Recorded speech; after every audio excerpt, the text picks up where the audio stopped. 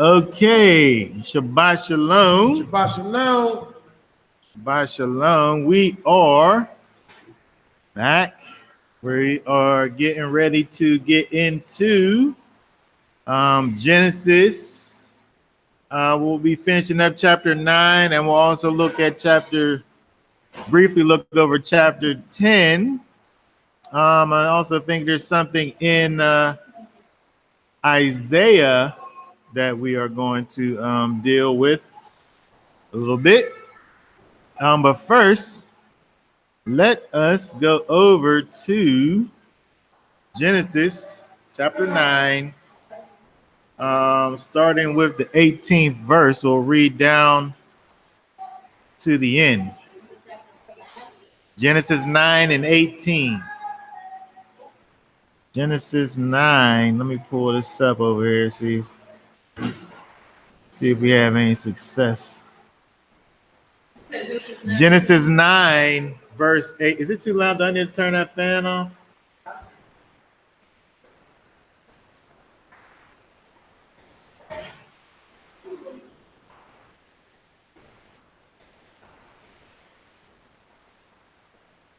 Genesis 9, verse 18.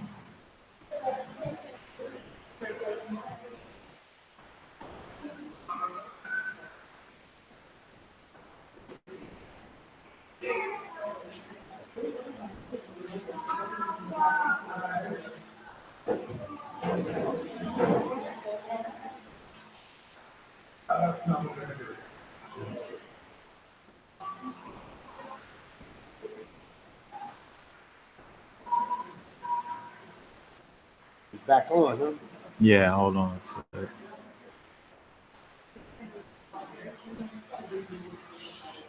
Okay.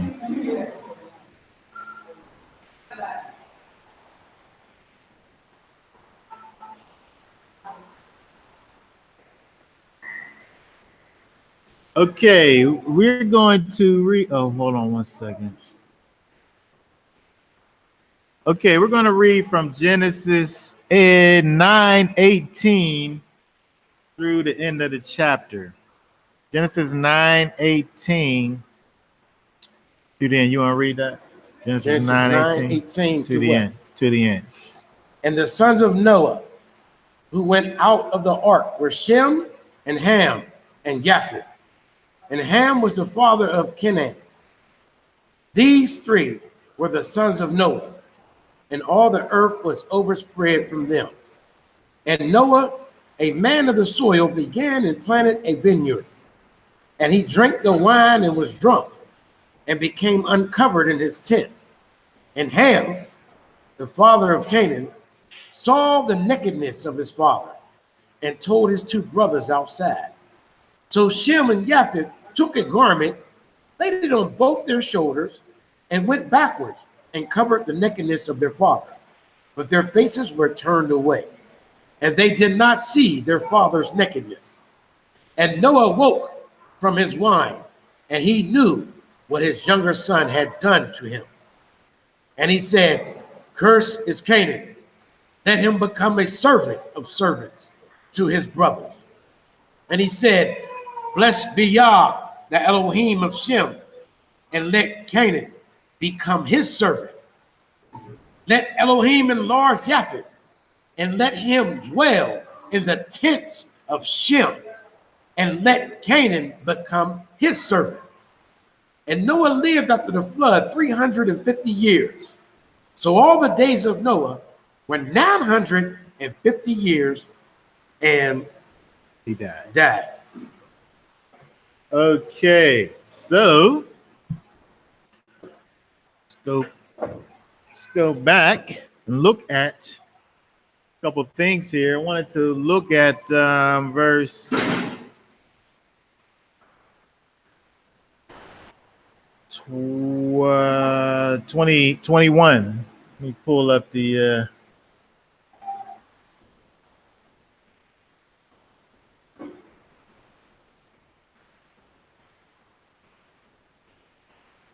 Bible and dictionary.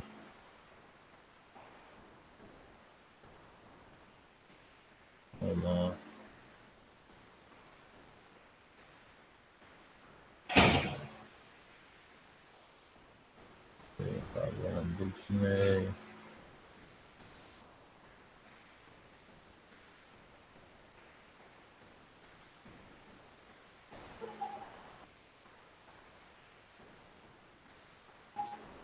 Okay, yeah.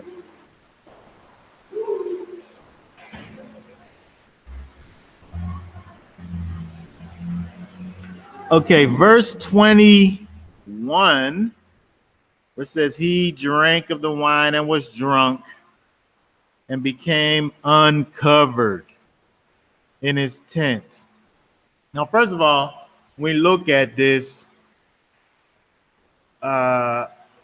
it seems to me, and I could be wrong, it seems to me when we look at this and see what happened, um, as much as we understand, when we look back at the culture in terms of nakedness and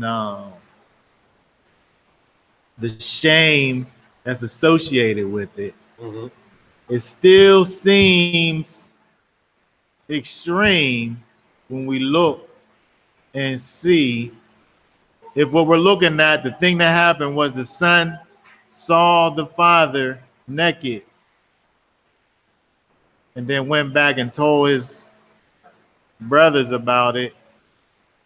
And then that was something that caused his seed to be cursed. The one who did it, seed to be cursed as a result of it. Now, that's just my thoughts, but I wanted to look at it and see um, and share that a little bit. So I want to look at this word here. So that's supposed to be like a reference to Adam and Eve being naked and shame.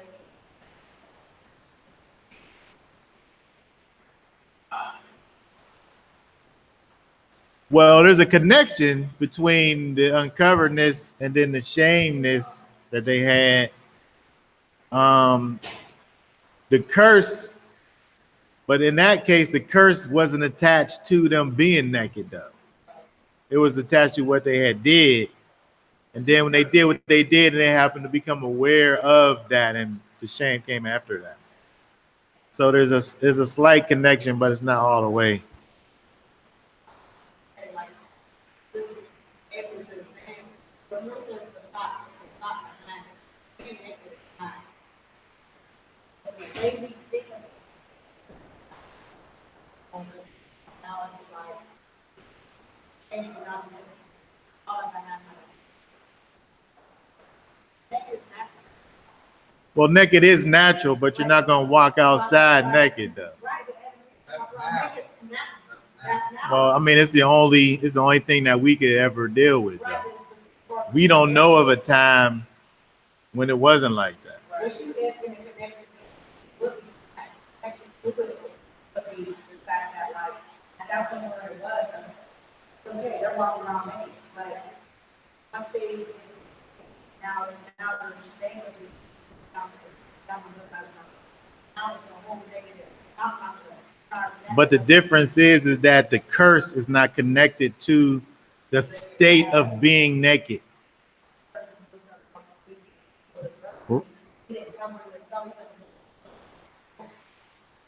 Well, when we look back, if we're gonna compare the two, if we look back and see what they did, nakedness didn't have anything to do with what they did.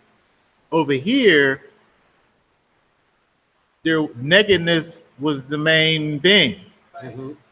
He saw his nakedness, his uncoveredness. He saw it, and then he went and told about what he saw.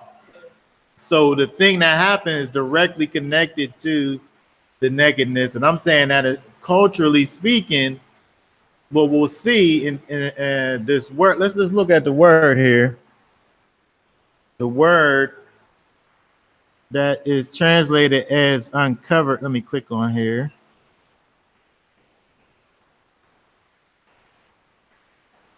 He was naked and uncovered. Uncovered.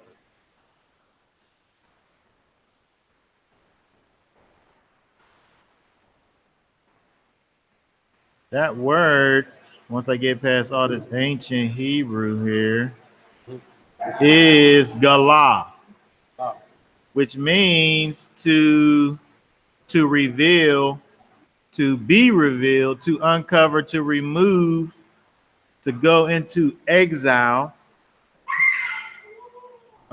Especially, I don't know why I don't have the Strong's.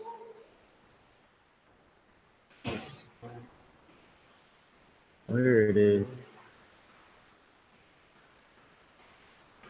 Strong's definition.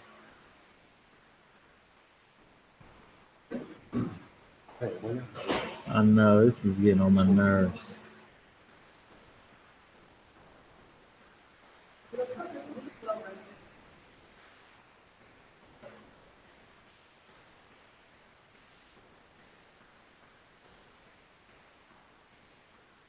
Okay, the Strong's word is to denude, especially in a. The Strong's definition for this word galah is to denude, especially in a disgraceful sense, by implication to exile. So the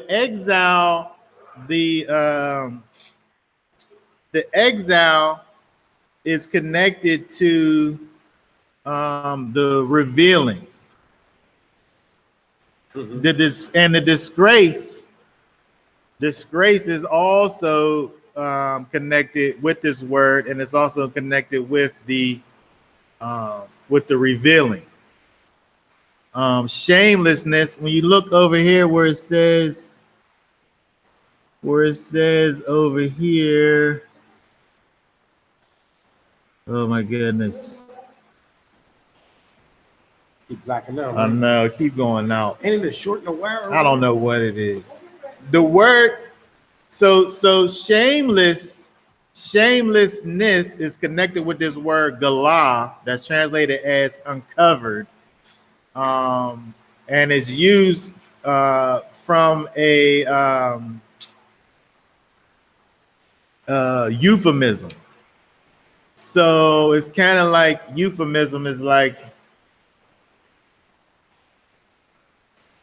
I guess it's kind of the same as a slang. If it's used euphemism, you use a word that doesn't necessarily mean that, but culturally speaking, you make it mean that.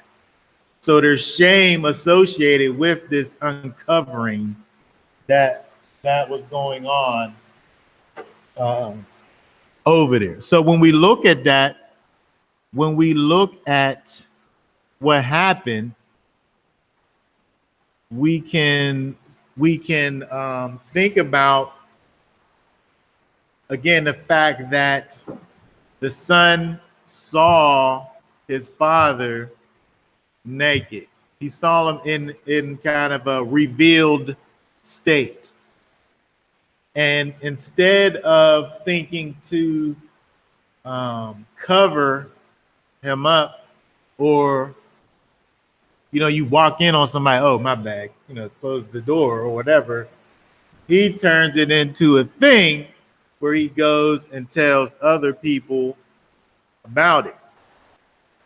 In verse 22, it uses another word where it says nakedness. Verse 22, Ham, the father of Canaan, again, you're talking about Canaan, who isn't around at this point necessarily. But just like whenever you look in the New Testament where it talks about Judas, he's always connected to the thing that he did, which was the betray the master. So just because it says the father of Canaan right here doesn't necessarily mean that Canaan was around. It's just letting you know that. But anyway, this word nakedness, another word. So up in 21, it had the word galah that means to be uncovered. to denude, to reveal, with the connection to the shame. And then over in 22, it says that he saw the nakedness of his father and told his two brothers. And so this word nakedness is another word which in the Hebrew is erva, which means nudity, nakedness, shame, and uncleanness. And so if we look at, get Isaiah 20, verse 4. Because if we look how this word is used, this erva word that's over here translated as nakedness, we can see again how both of these words, two different words, which are both giving you the idea of nakedness, but they're also both giving you the idea of shame. And I wanted to look over in Isaiah chapter 20, verse 4, because we see an example of that word being used in that way. Go ahead, read that. Yeah. Is everybody there? Yes. Isaiah 20, verse 4. Oh, Chris. Y'all ready? Oh, go ahead. Take your time, sister.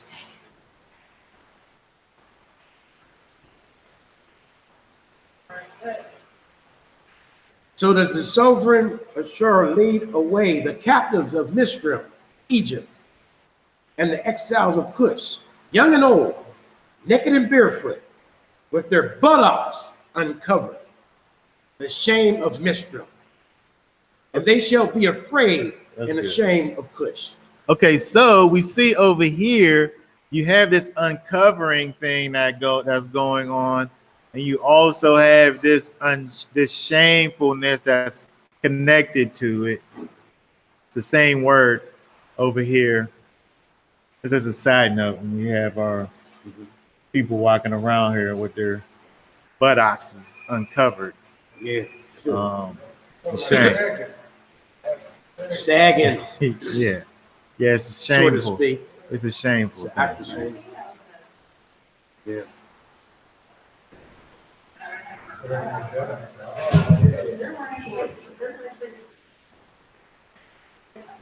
But if you notice, even when Adam and Childwild realized they was naked, they was ashamed. You know?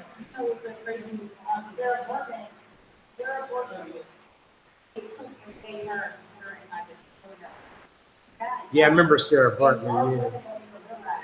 I remember reading about it. Yeah.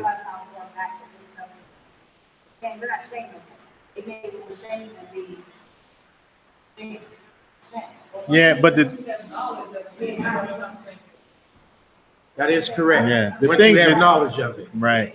The thing about it is that we're in a state where everything's upside down, where the stuff that's really supposed to be a negative thing is not negative anymore. It's positive thing, right? So we see over here with Isaiah 20. Also, let's see, look at Ezekiel 16 and 37. Pull that up. Ezekiel 16 and 37. I'm right there. Let me know when y'all ready. Yeah. Yeah.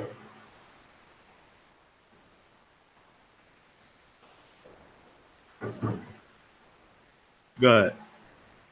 Therefore, see, I am gathering all your lovers. Let me say that again. Therefore, see, I am gathering all your lovers with whom you took pleasure, all those you love, with all those you hated. And I shall gather them from all around against you and shall uncover your nakedness to them. And they shall see all your nakedness. Okay, so if we remember, if we know of what's going on in Ezekiel 16, the Most High is talking about Judah and Judah's state of turning into the worst type of whore, where Judah is described as being this whore who's trying to pay instead of receiving money, paying money to operate in the ways of this prostitute. We can't even say prostitute because a prostitute get paid for it. At least this is like a reversal thing, just a utter backwardness and iniquity. Yeah, but I don't even know. It's just the worst kind of. So the shame that's connected to it is seen there, and it's connected to it with this idea of uncovering the nakedness. Uncovering the nakedness.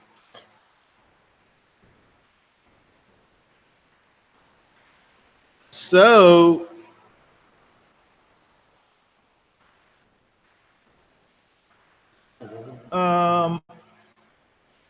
the thing that causes me to think about this as being something more than just looking at nakedness is found in Leviticus 18, verse 6. Read that.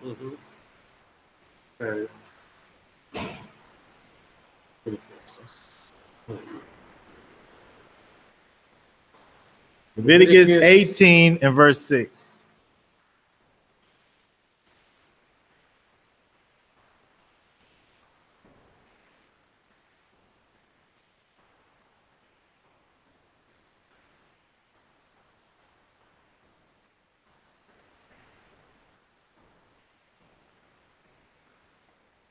Well, hold on. You gonna read that? Leviticus 18 and 6. Oh, yeah, I'm here. Y'all ready? Y'all got that? Yeah, they did. Go ahead. All right. No one is to approach anyone of his own flesh to uncover his nakedness. I am Yah. Okay, so I don't know if you noticed or not, but Leviticus 18 is not about a peep show. It's not about looking at nakedness. Leviticus 18 is the whole chapter is talking about sexual impurities in terms of who is legal and who isn't legal in terms of relations. Right. But the terminology is the same though. Uncover the nakedness.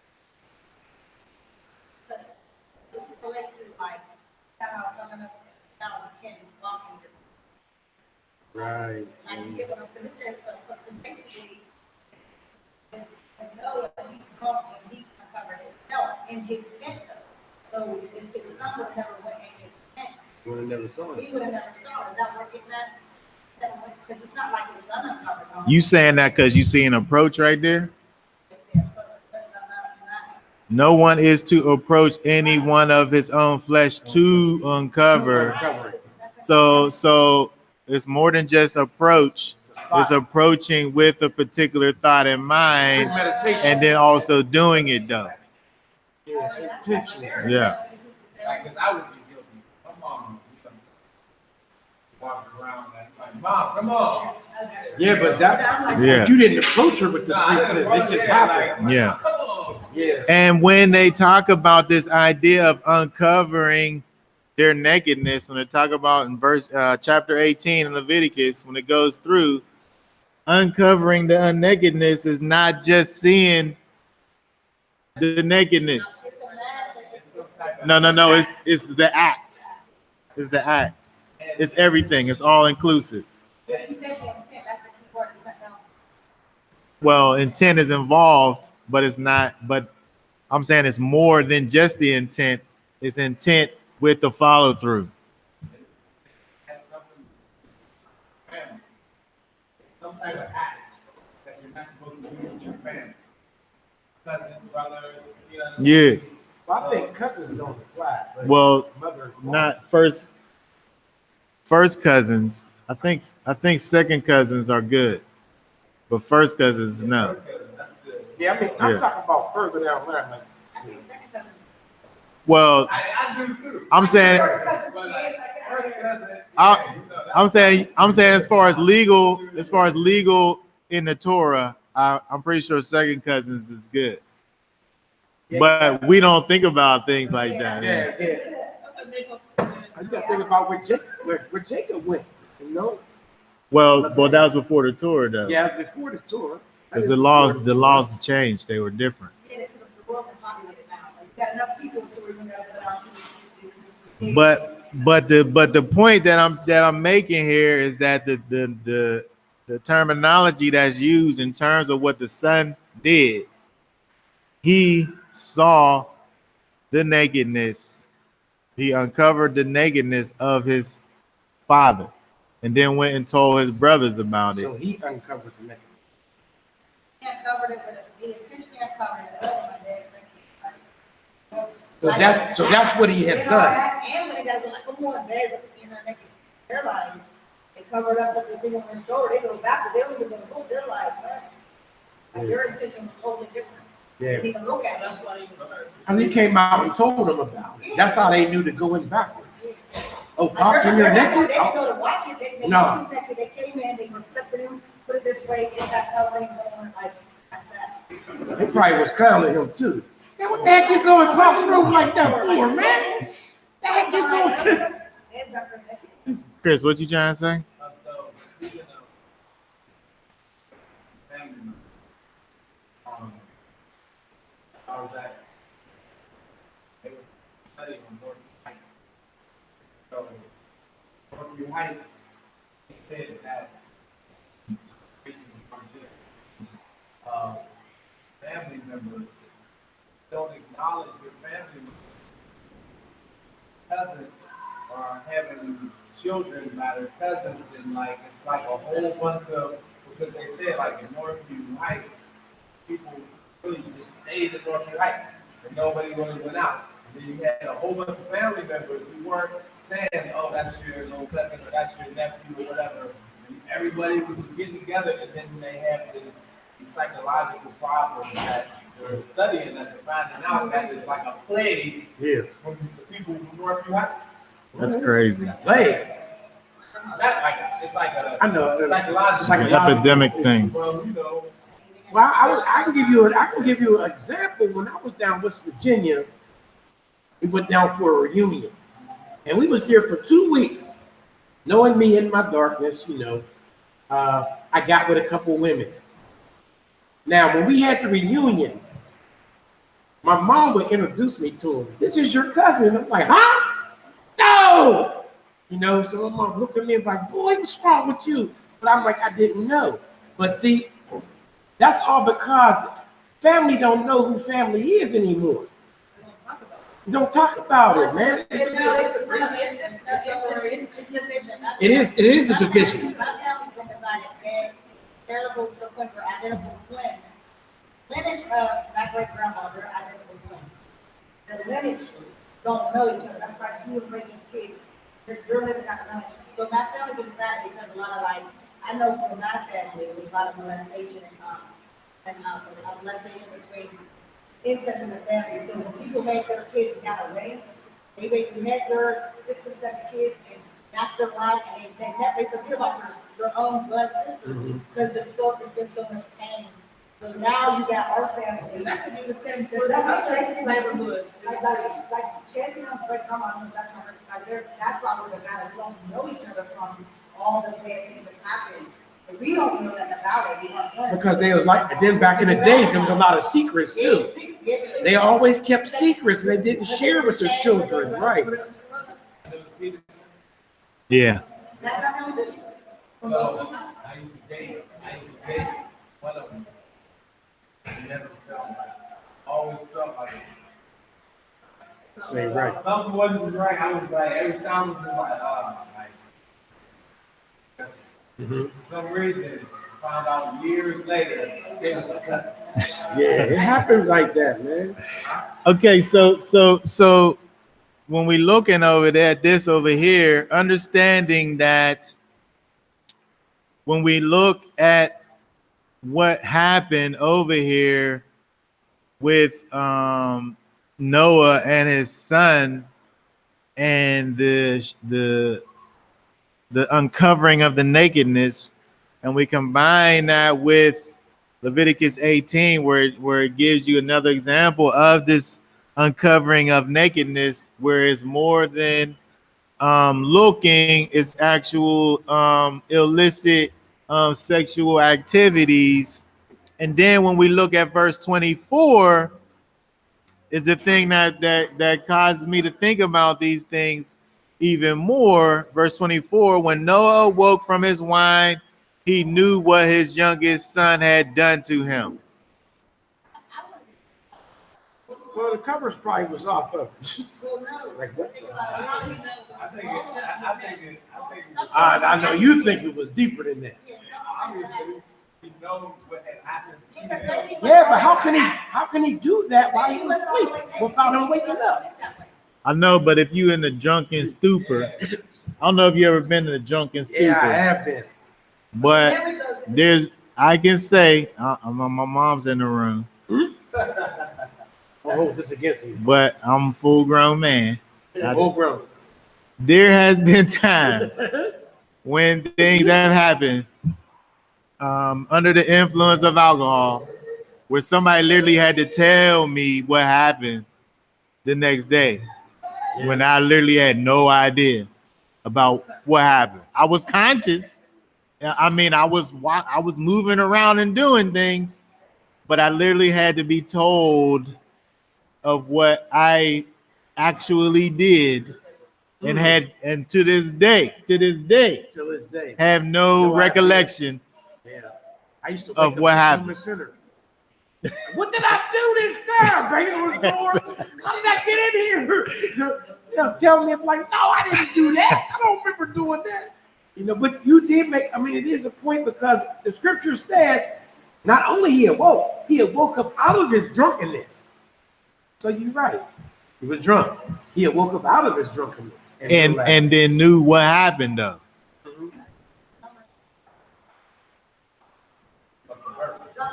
So he might have sodomized. Well, Not even that, like, well. it could be that, but sometimes it's like more so, what is it called, what do we call them? Maybe not do or something like that, but maybe like something where. He probably was aware. Remember, he could have been the last person around, like, they don't gotta really tell us word for word. But if he's open up and he remembers that, like, did, it had to be more than just the fact that he walked. For him to curse him. Yeah, the curse thing, so what did you like, he could have been the last person with him, or bits and pieces could have came in. He Yeah. didn't even curse him. Huh? Well, we're gonna get to that, but He didn't curse him. we're gonna get to that, but again, I'm saying that it don't say what happened, and these words uncover the nakedness have different ways that they're used. So you can interpret. One way that they are definitely used is in a way of sexual act. Right. And I'm saying, based on the fact that there was this curse that came after, and that fact that he woke up and knew that something happened. If somebody saw me doing something and I was unaware of them seeing me doing it, like I'm just in a drunken stupor in my room, and somebody opens up the door and sees me in there naked, I don't know how I wake up and know that. Yeah. Unless I see you seeing me. Yeah, that you see me. Yeah. But if I'm just saying that there's things that point to Physical contact. the potential for there to have been something that some residual things that caused him to know that something happened. Yeah. But it don't say that, but Yeah. it causes you to think about it. That's what I'm saying. You have to have some common sense. Yeah. But I'm just saying, if it is the worst of the two things, to me, it makes more sense for what follows if it is the worst of the two things. Right. If it was just if it was just the viewing, I mean, there's definitely folly involved in that. Mm-hmm. But as far as I'm concerned, it just seems to be a lot for this cursing thing to happen if that was just it. And even if I'm saying just, again, remembering that the times are different and the thought process of shame that's connected with nakedness, you know, his shame was literally uncovered. Now, I'm just gonna say I agree with the parents first, because what happens, what I'm about to say, I'm not labeling all the kids. I'm not saying it all like that. Never know like a family, even growing up now, growing up family, like a family,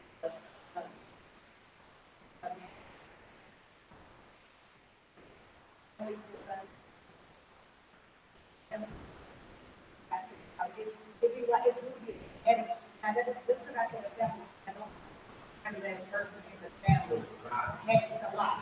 So to go when it comes afterward, when you read further down and the most high was offended the other nation and what us to work. At this point, we didn't want us to act like that. If they were going that word, that would be like, it doesn't make sense. It had to be something that nature how that's what he was acting on down the line. Doesn't mean that every last individual one of them is acting like, for the most part, overall, they work. Right. Well, yeah, I think that when you look, there's definitely something to people having kind of actions or kind of ways that they behave built into their DNA. But also, I would say that there's a lot of things are also learned behavior as well. I think it's a combination. It can be a combination of both between learned behavior and some specific kind of propensity that you kind of are more accustomed to do. Um, so we could say that, you know, looking at who Canaan came to be. But before we get to that, why is it even Canaan in the first place? Because Canaan is the seed of Ham. Ham's the one who did the thing. Yeah. It wasn't Canaan. It was Ham. When curses his seeds. Well, he cursed a specific seed. Specific seed, not extra seed. Curses Canaan. Canaan probably, I ain't got nothing to do with that, man. Why I gotta get So how do we get from Ham to Canaan then? But I think the person seed is more effective, like your kid, like our kids. You curse me, you're like curse me. But you're one person that kid, like that's she's the one that lives on. She's carrying like an egg on, like Yeah, the sins of the father affects the children. She's gonna be hurting her children. They're come from me. And you hurt her. So the question is, how do we get there? How do we get from Ham to Canaan? That's what I'm saying. When you go to the scripts where it was talking about the sins of the father, you know, how it affects his children, so to speak. Yeah, but Look at our ancestors. Also Look what happened to us. But also, if the child becomes righteous, then he's not punished because of the sins of his father. Which goes back to what Monet had brought up. You may come up in a certain in your blood is a specific thing, and you're more comfortable because that's what you see, that's what you know, that's what you're taught. But if you go away from that, then you're no longer you're no longer part of that. You broke the curse. But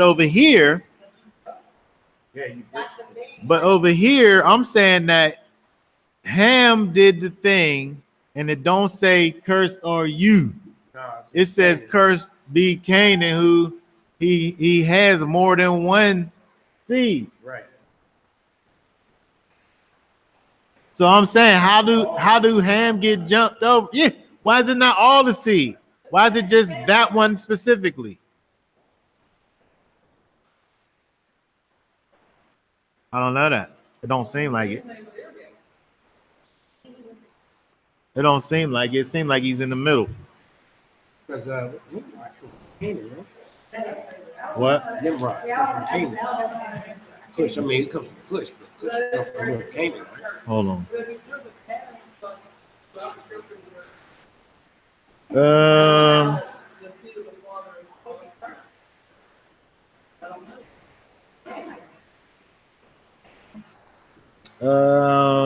Let's see.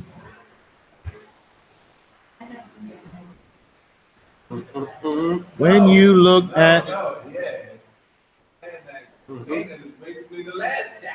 Yeah, he's the youngest. the I thought he was a baby. This realm. well, you talking about 10:6?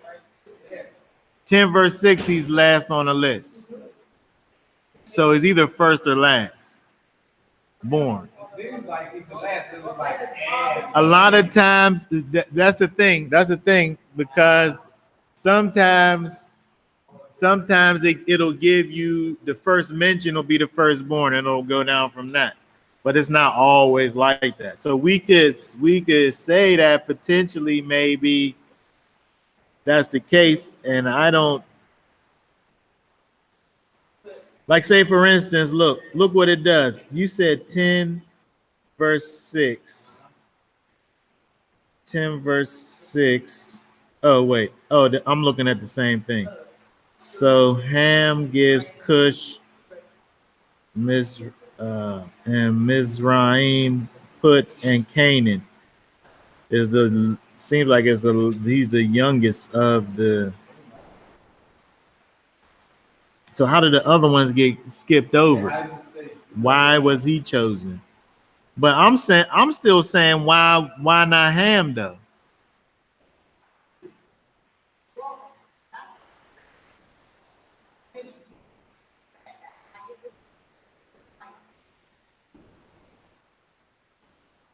I'm gonna use me for example. I might have dished out some negative acts.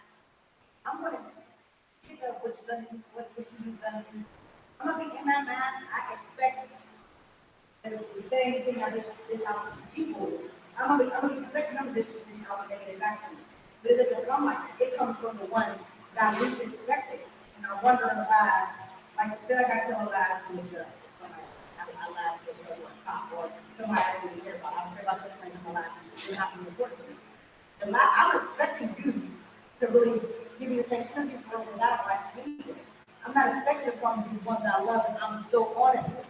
So why would he, it's just too easy to hurt him when him is the one that did it. So why would he do that? That's easy. also, it's like grandchildren. And there's something. Which is it's a continuance of your own seed. Grandfather, you would want the best for your grandchildren. But it's just like when they told Pilate to let what happened when they did with Yeshua, let it fall on us and our children. Like what? Like why don't y'all just take it? Why you gotta give it to the children too? Yeah. The descendants punishment. And many commentators believe that the curse of Ham was not pronounced immediately after the event, but at the end of Noah's life. But however, the natural reading of the text has the curse occurring directly after Noah realized what happened. The act of Ham could not go unpunished in the curse of Noah upon Canaan, but he was not punishing him personally for something his father Ham had done. The words of Noah refer not to Canaan himself, but to the nation that would come from him. Ham had caused a breach between himself and his father that called for some type of judgment. and the judgment would occur on his descendants. Ham's descendants foreshadow the deeds of his descendants. The contrast between the reaction is the basis of the following blessings and curses on their descendants. It speaks of two groups of mankind. Shem covered the nakedness and hid shame, while Ham exposed Noah's nakedness. I think that to say that it was dealing with the nation and not the man, when we're looking back in these times, these nations were the fruit of the man. So you can't really make a distinction between these nations and the fathers of the nations. Yeah, look at what happened to us though. Because of our ancestors broke a covenant agreement, we're suffering from it. Right, but what I'm saying is that just to say that when he said "Cursed be Canaan," is not as if to say that he himself was getting away with something and his seed is cursed. Where if my seed is cursed, that includes me as well. Like I'm not free from the thing. But I was thinking potentially that there was a reason why it skipped Ham and went to one of the seeds. Right. But you got to look at it when he made the prophecies of Jacob and Esau. When he was like the younger was the older was served the younger. Was he talking about him, or was he talking about the nations? Because it was two nations was representation of two nations in the belly. So when you read that type of stuff, it doesn't tell you what actually happened, but for the severity of that punishment, it had to be very artistic. It had to be far-fetched, put it that way, in order to curse Canaan.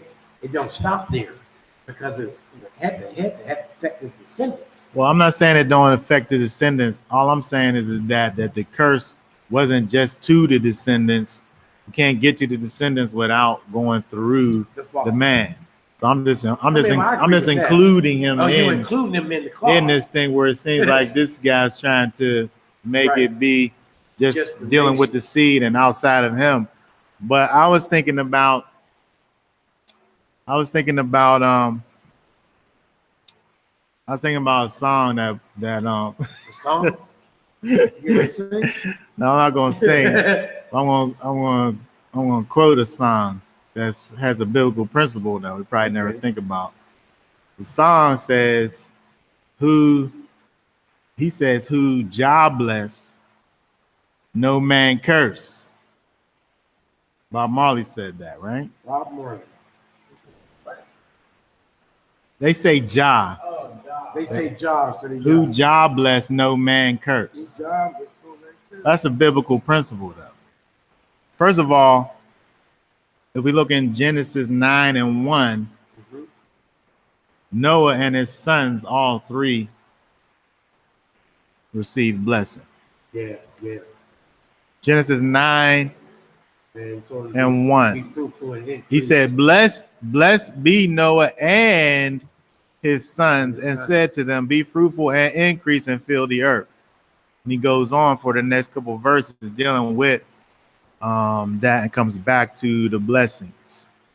That might be why, because once y'all bless Noah and his sons, that could be why it poured down on Canaan and his descendants, because he would go back on his word and take the blessing from him and impose a curse.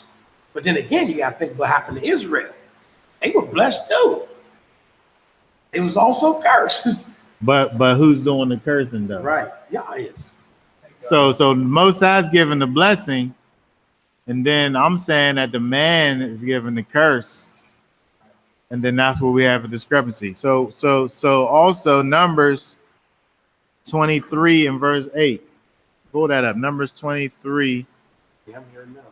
and verse 8. Right? Read verse 8 and then drop down to 19. All right. Read verse 8. All right. How do I curse whom El has not cursed?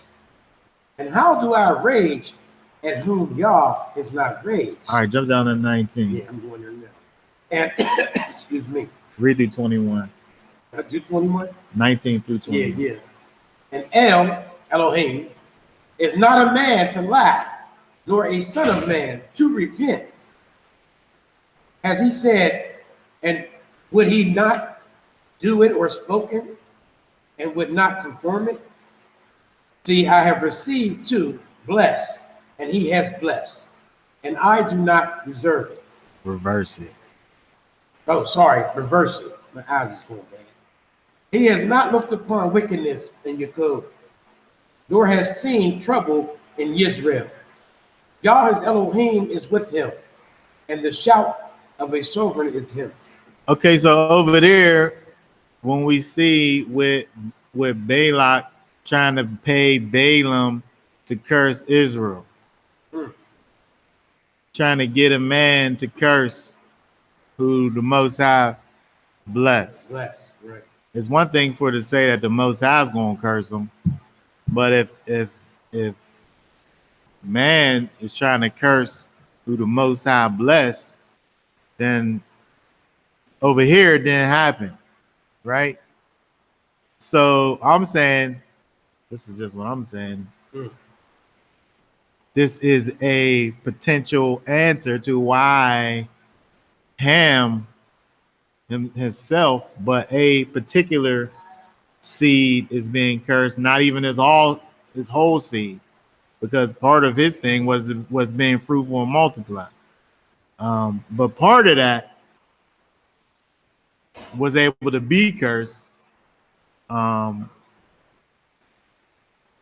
I'm saying that this potentially could shine some light on that thought process, because again, we see this thing that's happening, and again, this is what Noah is doing as a result of the shame that was associated with the situation, whatever the situation was.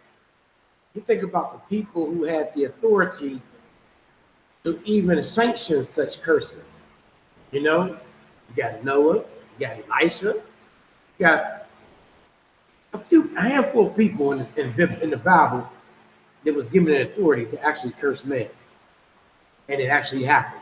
Well, when you look at these situations, when you're dealing with fathers and their children, as a father over your children, you're there, right? You have that ability, right, over your seed. But I think over here, just that added situation was the fact that there was that added extra ingredient in the situation where you're dealing with something that the Most High already done blessed. Right. But when we look like at Jacob and his sons, we see him giving blessings and also things that can also be categorized as curses over his children. Right. So as a father, that's something that you are able to delegate to your seed. We don't think about those things these days. We think about cursing. We think about like cursing somebody out, but blessings and cursings was a thing that really, like, in those days they was really doing those things, making sure that they were saying these things over people, like whether it be positive or negative, right, depending on what side of the fence you were on. But it definitely was a thing, right? And it wasn't just like saying mean things like how we do. Like a curse wasn't just like saying some, one of those 7 words that we don't, you know what I mean? But it was just, it was real stuff, like, but on the plus and the negative side. But just looking at this, I was just to me, I think that this don't. I don't know if that's what the answer is, but it could be that. And it's I think also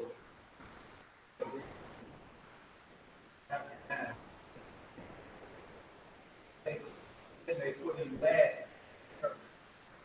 that's what I mean. So it's interesting that you bring that up because when you look at, for instance, if you look at Genesis 5:32, or 6:10, or 7:13.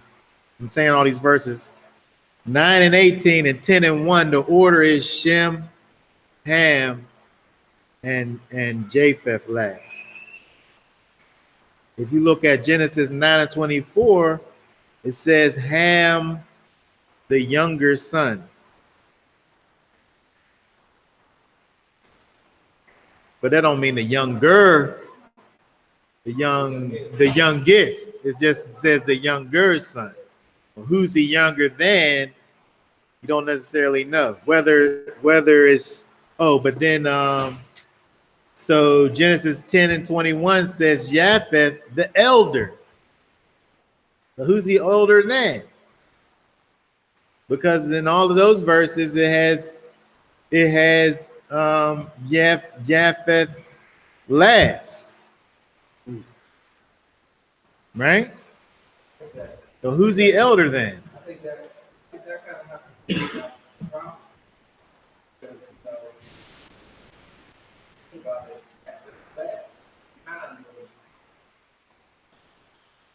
his son was the older thing.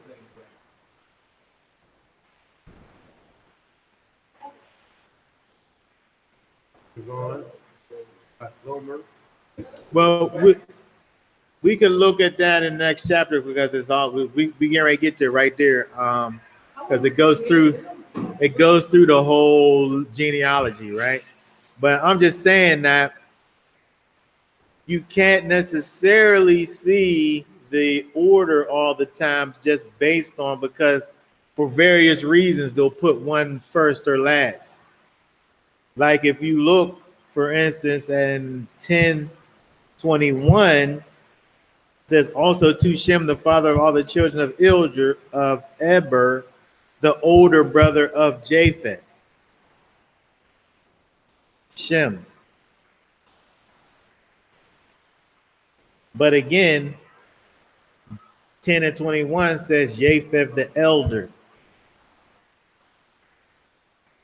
So unless it's telling you specifically who's who in terms of an order, you can't always look at how they're mentioned and say that that's the birth order necessarily, although most times it's giving you that, but it's not like every single time.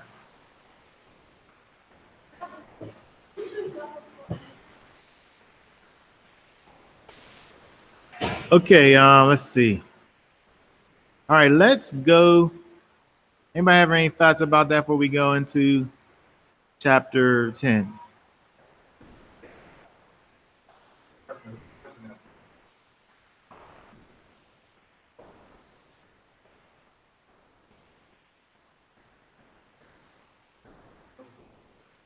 soon as he woke, Yeah. did he awake at the end of his life?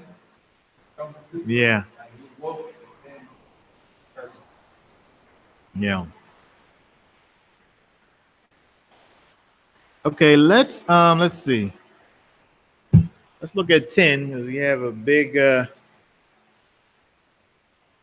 going to give you all of these different peoples that's connected with. Even when you look at this, right? Chapter 10, it starts with Japheth, right? And ends with Shem. So is that just to get us ready to get into the next chapter, chapter 11? Say the best for last, or birth order, or whatever. Like, oh, wait a second. Before we go to 10, I want to look at I want to talk about the last two verses. He said, "Blessed be Yahweh, the Elohim of Shem, and let Canaan be his servant." Let Canaan be his servant. So we see that if we look at Deuteronomy 20 and verse 11. Deuteronomy 20 Y'all there? verse 11. Dear, I know you do. Oh, well, I was going to say something. Because you move fast. So I know you. Good. All right. And it shall be that if it accepts your call for peace and shall open to you, then all the people found in it are to be your compulsory labor and serve you. But if it does not make peace with you and shall fight against you, then you shall besiege it. And Yah your Elohim shall give it into your hand, and you shall strike every male in it with the edge of the sword. Read all into 18. Only the woman and the little ones and the livestock and all that is in the city, all is spoiled. You take as plunder for yourself, and you shall eat the enemy's plunder, which Yah your Elohim gives you. Do so to all the cities which are very far from you, which are not of the cities of these nations. Only the cities of these people which Yah your Elohim gives you as an inheritance. You do not keep alive any that breathe. Woo! But you shall certainly put them under the ban. The Hittite, the Amorite, and the Canaanite, and the Perizzite, and the Huvite, and the Yesubite. And Yah your Elohim has commanded you, lest they teach you to do according to all their abominations, which they have done for their mighty ones, other gods. And you sin against Yah your Elohim. So we can see what becomes of Canaan and where they go, and then how they get into that place of servitude to Shem. Because if we look at Joshua 17 and 13, whenever Israel goes over into the land they came to be, when the children of Israel grew strong, that they put the Canaanites to compulsory labor and did not utterly drive them out. But they did put them into labor, even though they didn't do everything that they was commanded to do. Yeah.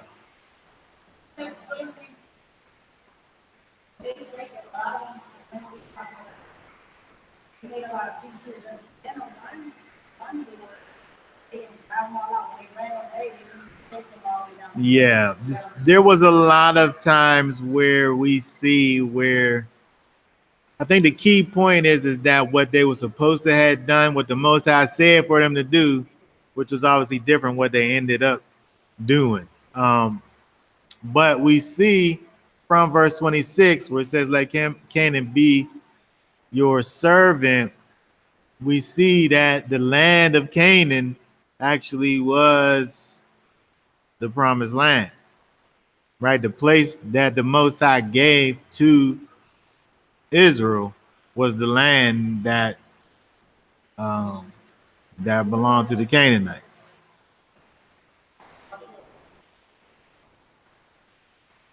So even if you say that it was just about that land transference, you have kind of this master servant relationship just in the fact that Israel's coming in and taking over your situation, right?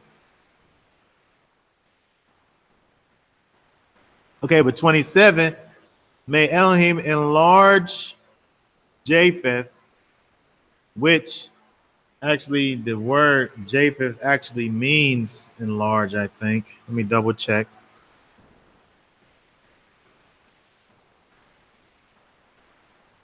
I don't want to just be saying stuff. Genesis 26.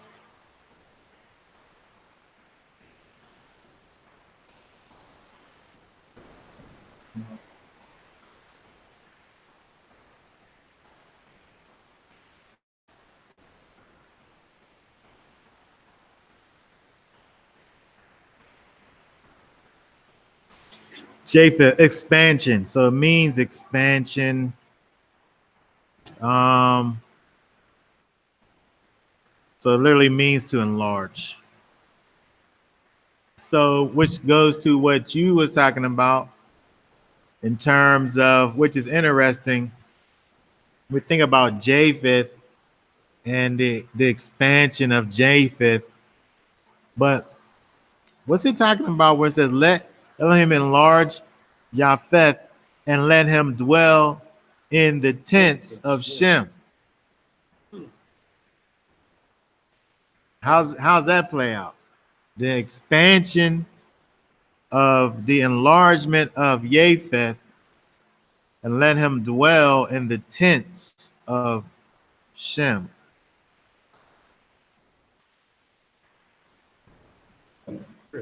And then let Canaan become his servant. Who's his? Who's his? You saying Japheth is, you saying his is Japheth or Shem? I'm saying that Jacob dwell in the tent of Shem's tent that he had, Jacob dwelling on, that Canaan served Jacob. That's exactly. He gonna build these houses. They gonna Think dwell in. about it. Jacob is dwelling in all of the land.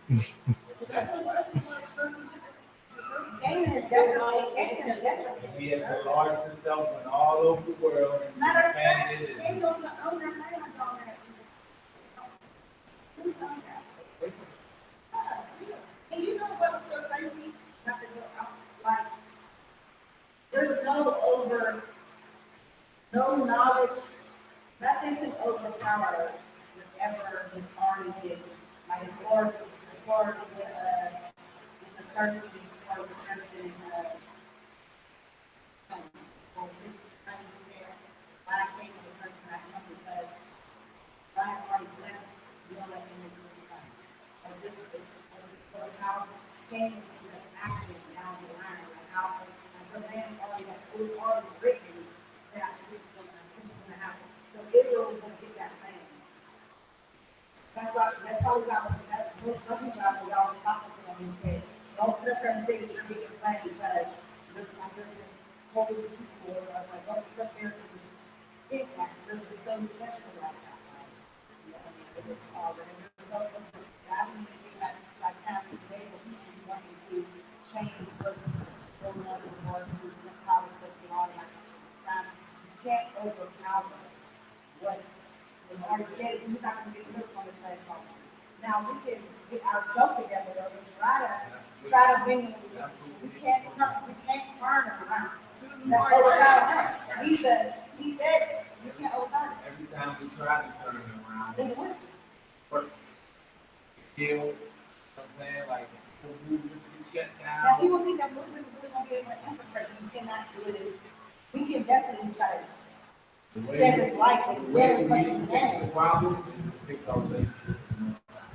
Well, I would say that, and it's kind of getting into what I want to look at in the prophets, but in terms of reversing the curse on the whole nation, no. But when you look at the blessings and the curses, it's simple if then situation. If you do what the Most High wants for you to do, then you'll be blessed. So the idea that it's some type of impossibility for people to come together and be walking these things out as a collective, is totally a doable thing. Not the whole nation. Not the whole nation, but as far as individuals, as far as families, as far as communities, all of that stuff is 100% possible. Um, the whole nation, of course, no. But I was gonna say when we look over here at the end of this chapter over here, it's interesting the dynamic of how that even looks. Verse 27, how you have the enlargement of Japheth. When you look over and the next chapter talks about the seed of Japheth, Magog, Madai, Javan, Tubal, Meshach, Tyrus, Gomer, Ashkenaz. You have all of these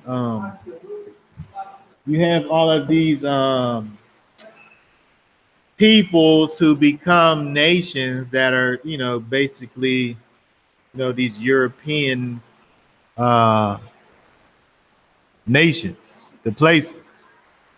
Um, verse 5, 10, verse 5, by these were the isles of the Gentiles divided in their lands, every one after his tongue, after their families, and after their nations. But back to verse chapter 9, 27, let Elohim enlarge Japheth, which is these nations, which could all be connected to these European nations who they enlarged like a mug, didn't they? Yeah. So no, I was just saying as far as that, and then let him dwell in the tents of Shem, which is also something that's interesting because I don't even know what that means if it don't mean that he's going to be dwelling in the place where Shem is or supposed to be.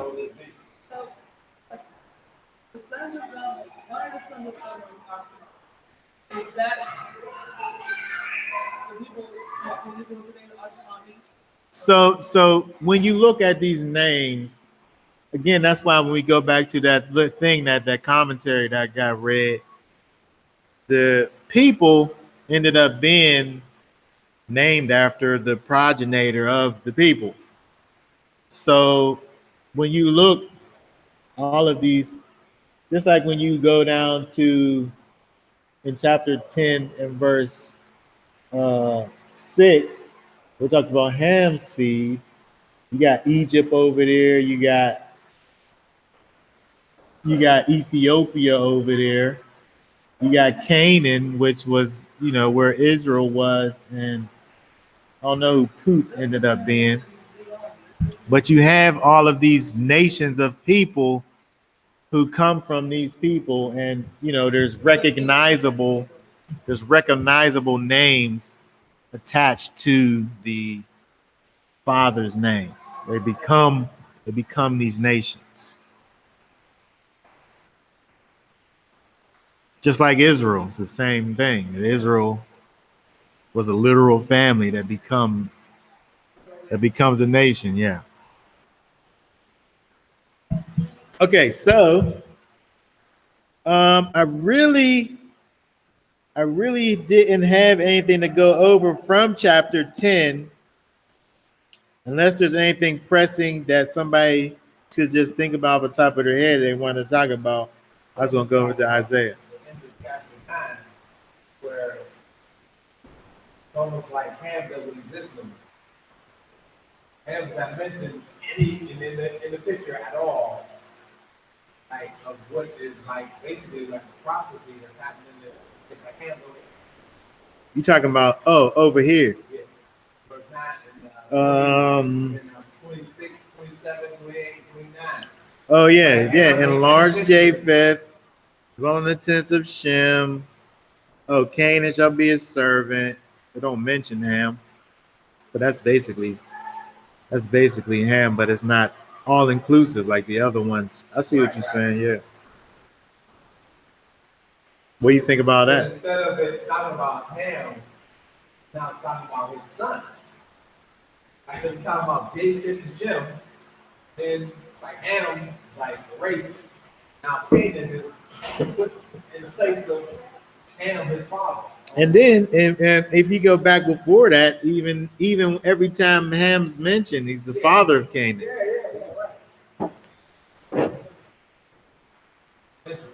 It's verse 22. It does that. In verse 18, it also does that. Ham, the father of Canaan. Yeah, it's interesting. We when we think about our our lineage, we think about the thing that we leave behind, whatever that is. When you think about, built in to the Torah is solidifying that lineage and keeping it going. We think about part of a thing that's directly connected to how we should be living is teaching our children the ways and impressing upon them these things so that it's continued. Lineage, lineage, and the continuation of your line, is a pretty important thing. Um, and it's one of the things that is attacked. The first thing that's attacked whenever you deal with trying to destroy a people. You destroy their ability to reproduce. You and you take you take the male figures away, or you weaken the male figures. When Israel went in to these lands, the Most High said that they're supposed to go in, kill the men, kill the male children, kill the women that was with men. I don't know what the difference is. I don't know what it is. It's the same thing. It's the same thing. Well, we on the back end of it. We a few generations back, but you see what happened. I'm like, wow, whoever did this, I thought it was so creative. Meanwhile, that's a stolen agenda. Yeah, I don't know that that's like a real thing, but that Willie Lynch letter, but the idea behind it is absolutely a real thing. Yeah. When you look at how the black women against the black man, they like in any other race, like when you see the white women, um, they, they all stand together on protecting them. Whereas ours is different. Ours is against each other. Like even with the even playing even with showing showing the woman, how this will look like if the man doesn't if it didn't happen or not, it is like that. Like you manpower or younger releases falling asleep to certain things. Yeah. Well, it was diabolical idea, but it was totally scientific though. It was definitely thought out, and it's definitely something that they've been doing from the beginning. But because you can't just go in there, you can't just. It was definitely planned out and thought out and put together. But what I'm saying is that when we look in the scriptures, the thought process, it makes sense. If you're going to destroy people, how else you going to do it? You get rid of the man first thing you're going to get rid of the thing that's going to fight against you first. Right.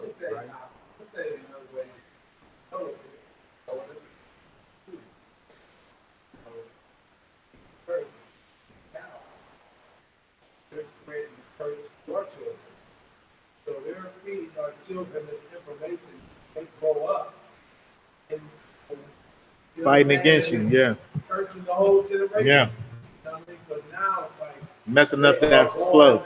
after the children. Like, give them all go after the children, and then the children will grow up. They're raising their children this way, and it's just. But it's Every just generation it's the lineage. progressively getting worse. Yeah. You know, they introduce like kissing on TV. The one generation, the next generation was like introduce cussing. Now it's cussing and kissing. Then the next generation they introduce, you know what I mean, something else, and then it's cussing, kissing, and touching. You know what I mean? So every generation has progressively grown. At one point in time on TV, you could tell who their total flush. So, like you said, it's not progressively worse.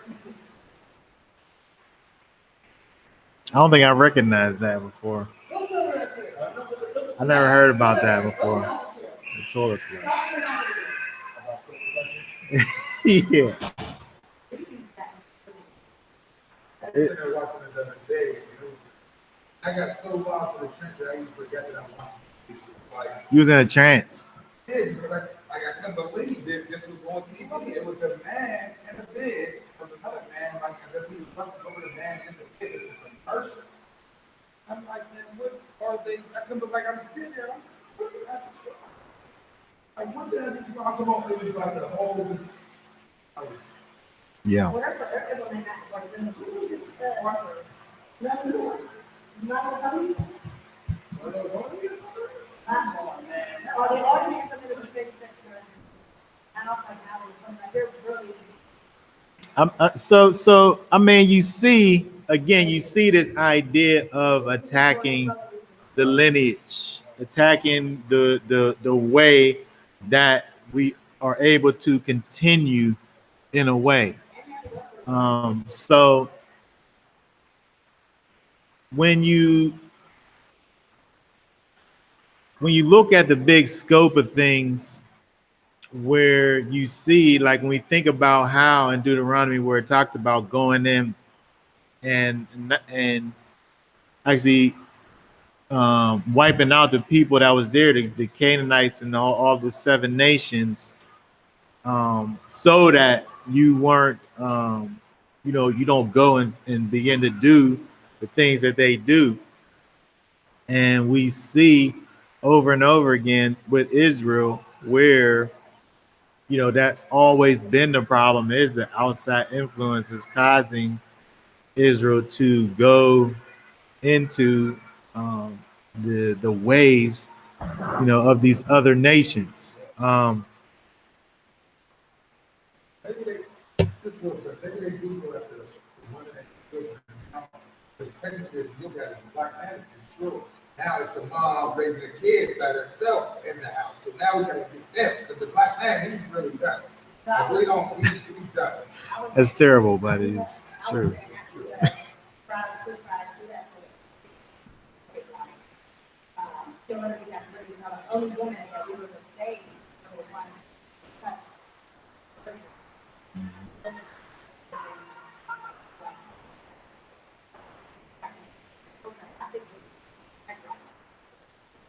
I think women has and she has affected man as a man. Like this is for the children, they want a future. For the ones like even when everyone younger, they were the ones that were more like smaller.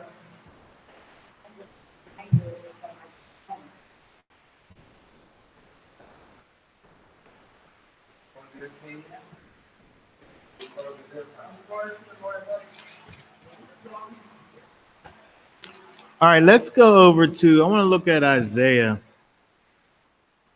49. We could continue what we're talking about here. We could deal with it in the context of Isaiah. Let's see here where we want to start off.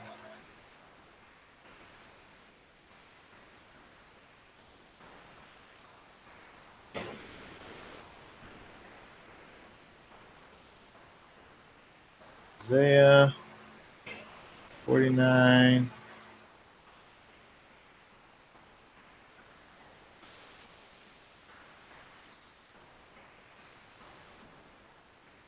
I want to start, let's see, verse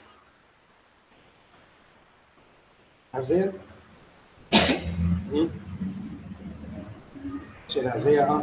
49 and verse 8. Isaiah, right? 49, yeah. Verse 8. Verse 8. 49, verse 8. Very good. Y'all ready?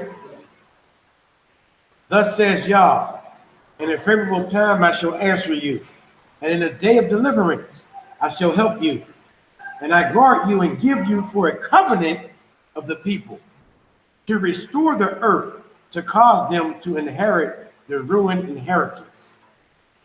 To say to the prisoners, go out, to those who are in darkness, show yourselves, let them feed on your ways, and let their pasture be on all bare hills. They shall not hunger nor thirst, neither heat or sun strike them.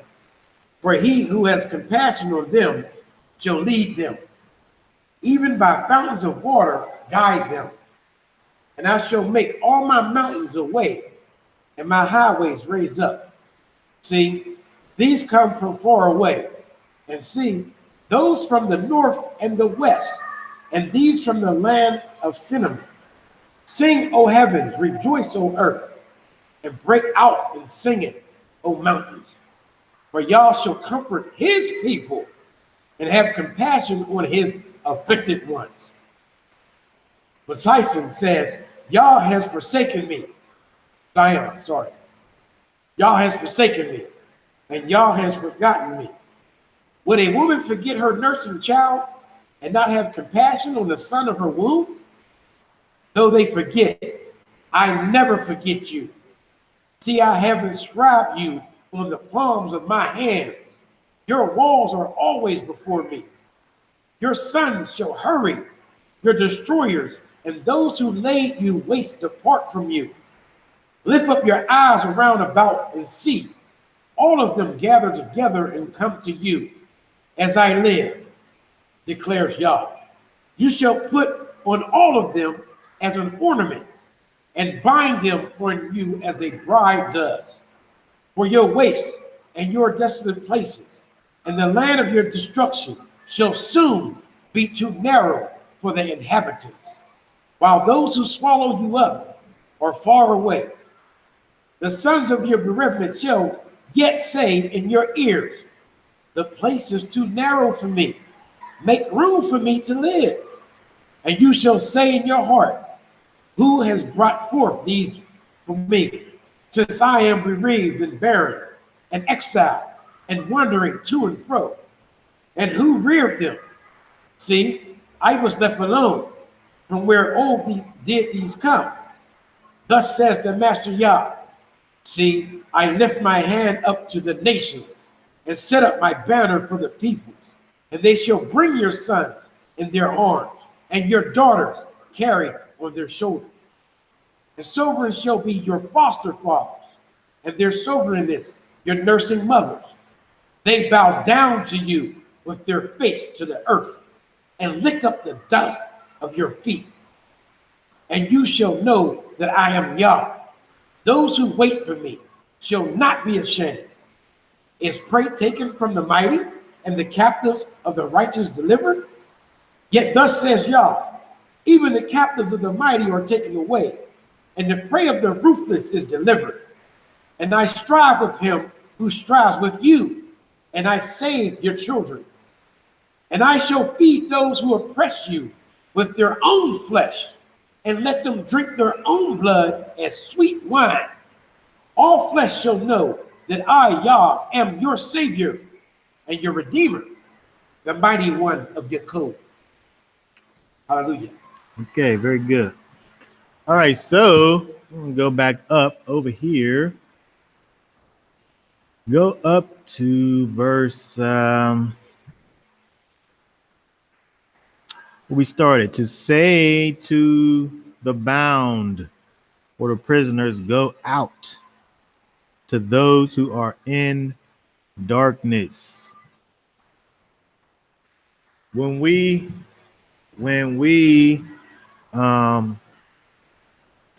there's an interesting connection between this and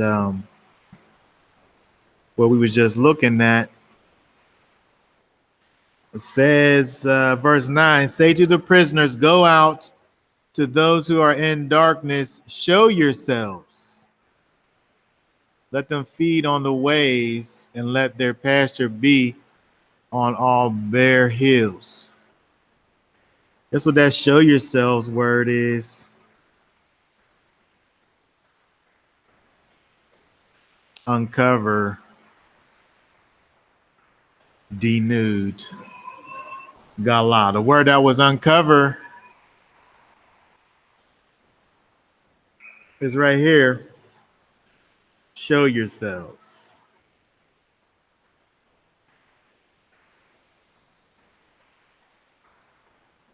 To those that are in darkness.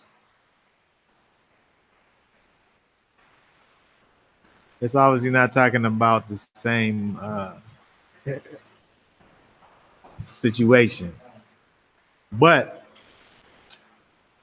again, we still have the idea of revealing, right? They're revealing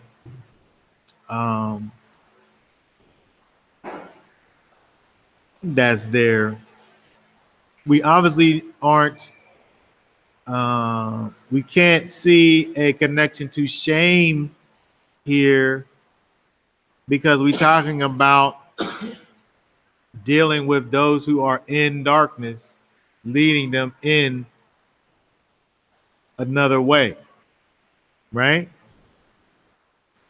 So there's definitely an uncovering, there's definitely a revealing that's involved, but it's not from a physical standpoint, right? It must be from a spiritual standpoint. When we think about um, as being people who follow after the master, um, people who um, have made Yeshua your king, it becomes necessary for you at some point to have that fact be revealed to people, right? We think about the idea how Yeshua talks about being a light, right? Being a light. That you being a light in darkness is you showing yourself who you've become in Messiah to them, right? When we think about it in the physical sense, we could cover ourselves up with clothes, right? But there's still it's a covering, right? When we think about it again from the physical perspective, when you uncover yourself, we think about it from an emotional standpoint. When you make yourself vulnerable, you take away things that are kind of hiding or blocking, right? But over here, we're talking about the idea of going out to those who are in darkness, and whatever this showing of yourself is to them is something that's transformative for those that are in the darkness, right? It's not something that's detrimental. It's not something that's hurting that person. It's something that's helping that person. And the only thing that we could say that could be from a standpoint of being a follower of Messiah is showing those in the darkness Messiah in you. But verse 10 is interesting, right? Because it says, they shall not hunger nor thirst. You got a lot of people who aren't you got something to show, but they don't want to see what you got. Right? You might have some life-changing information for a person, but they don't want no parts of it. If we look over in Matthew 5,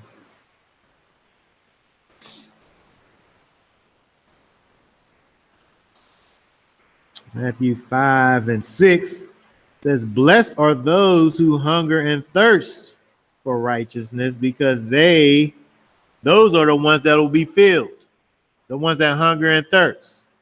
But here you are going out to those that are bound, the prisoners, and exposing yourself to them, but they don't. The opposite is true. They don't hunger and thirst for righteousness because of all of those things that we talked about, because of the pressures of society, because of the fact that normal is wicked, right? And righteous is abnormal, right?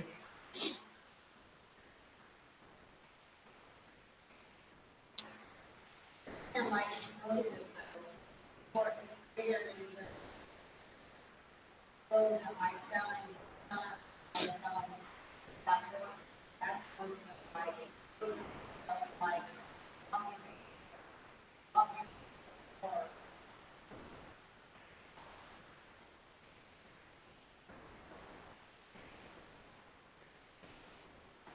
Yeah, all of it, all of it. Yes. Basically, just seeing whatever this things you follow in before. Seeing, especially for those who know you, seeing this whole different. And nothing being hidden, everything out in the open. Again, this word is the same word that was used over there in terms of being naked. We're not talking about being naked. We're talking about exposing the ruach inside of you, the manifestation of Messiah in you. But I just thought it was interesting that this word is the exact same thought process, but thinking about it not from a physical standpoint, but from a spiritual standpoint.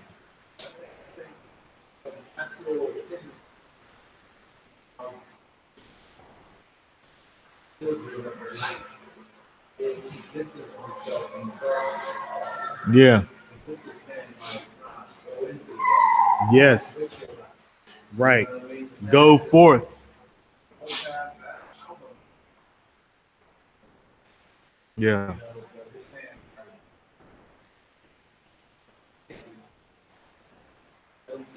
Right. Light always overtakes darkness. Well, all light always should overtake darkness. But I mean, what? it does. That's why I'm saying. That's why he's saying it the way that he's saying it. Yeah. You're light into the darkness. when we think about Yeshua, when he walked the earth, he dwelled in places where understanding who he was, it wasn't like a popular thing. The people who he was with, understanding who he is, it seemed like he should have been somewhere else, right? But he said he didn't come for the righteous. He didn't come for them. Then what they need him for? He come for those that the unrighteous. So-called unrighteous look at him as being a sinner for being a sinner. Right. They're like, But the difference is that he brought that transformative presence to the situation.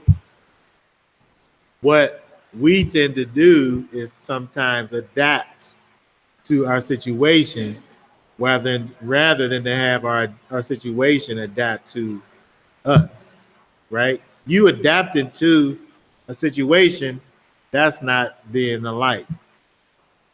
That's actually the opposite of this over here in terms of showing. If we're talking about showing ourselves being exposed, that's letting the light shine. If we're in situations where the light can't be seen in us and through us, then we're not doing this. We're not exposing our light. We're covering it up. We're kind of tempering it to um, the situation, right? When the opposite is what is called for, right? In order to bring light to those dark places, in spite of the fact that that's not welcomed, right? Because go back over here, back to Isaiah, because it says that they shall not hunger nor thirst.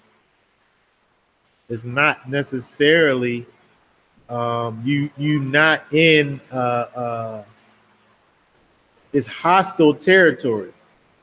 Look over in First Corinthians. First Corinthians chapter 1 and 18. 118. Did 118?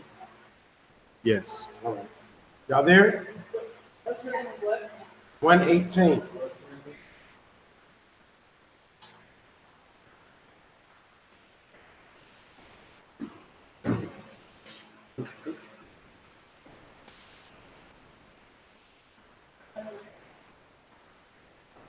Are you there, Hasada?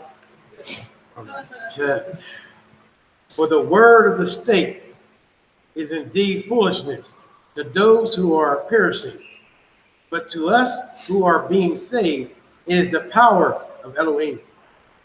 For it has been written, I shall destroy the wisdom of the wise and set aside the learning of the learned ones.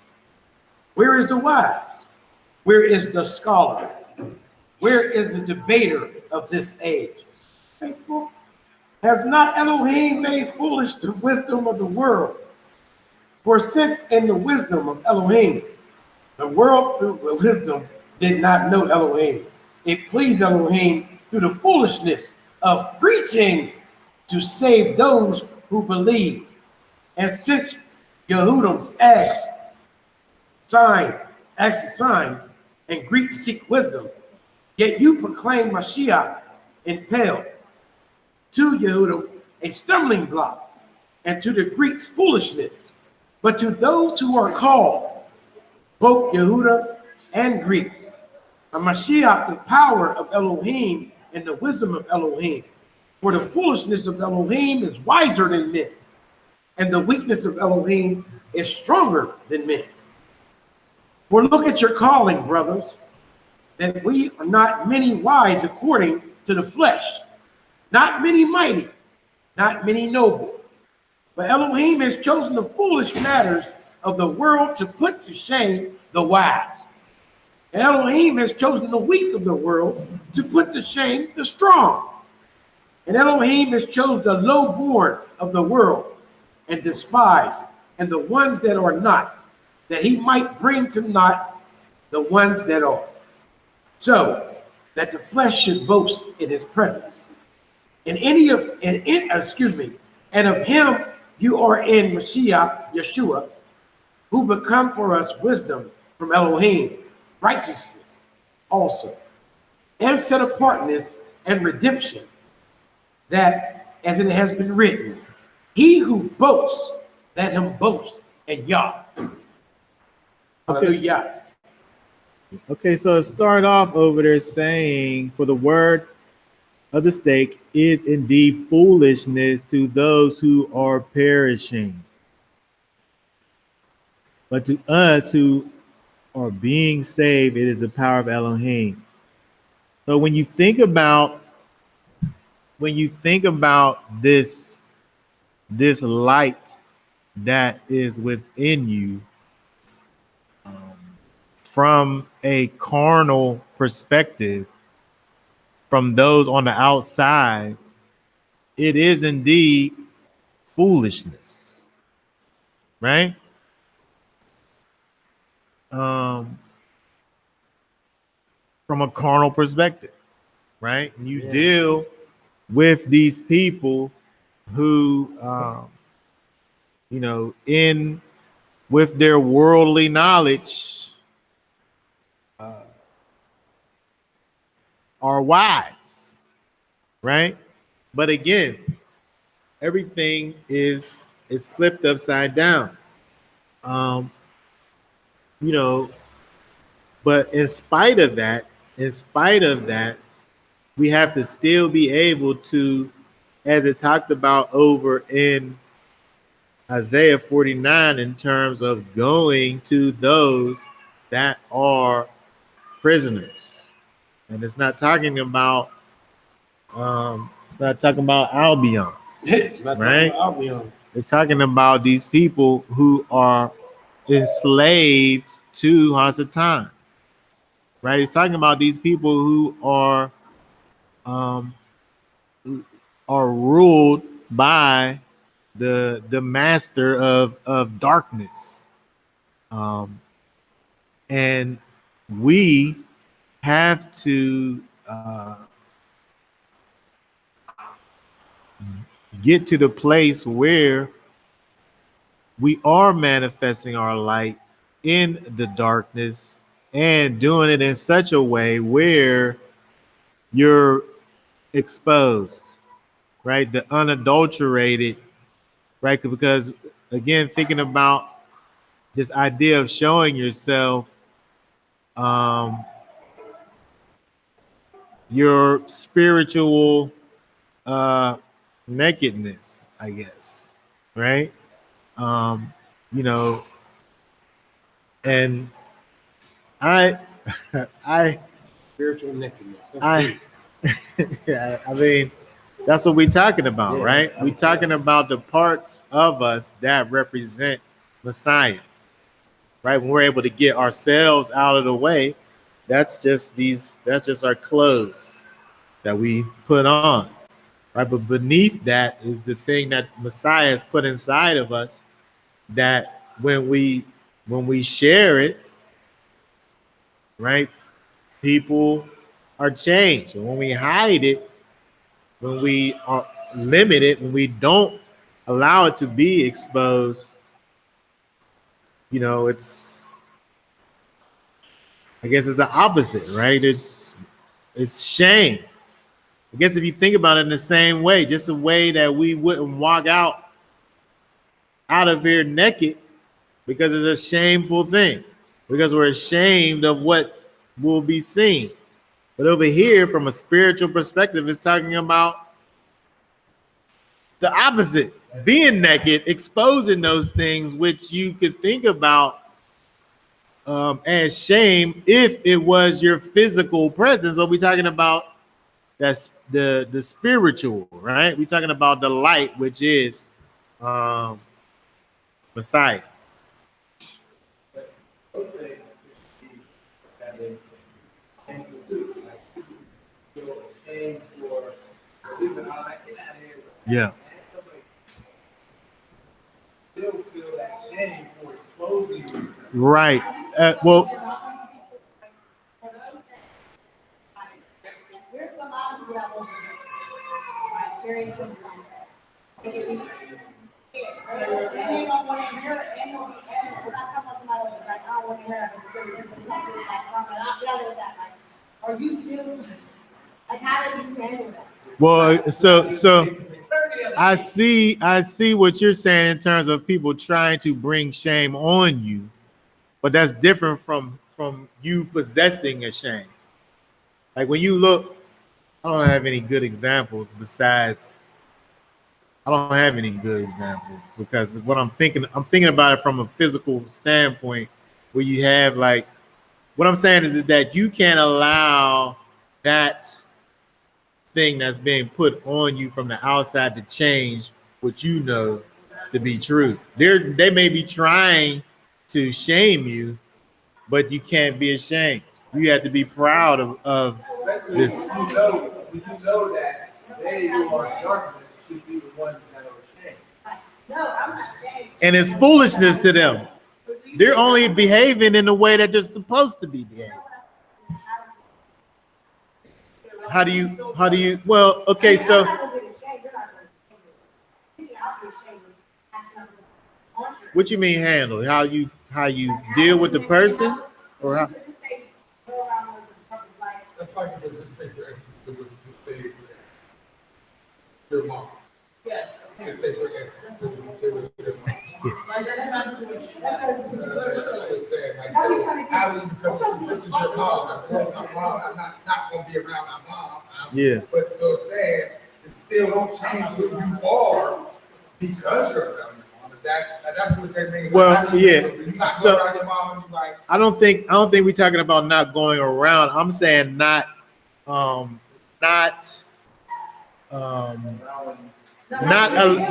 allowing them to block you from being exposed. what they're asking. Yeah, that's what I'm. You know you can't not go around. No, yeah. So, well, what I'm saying is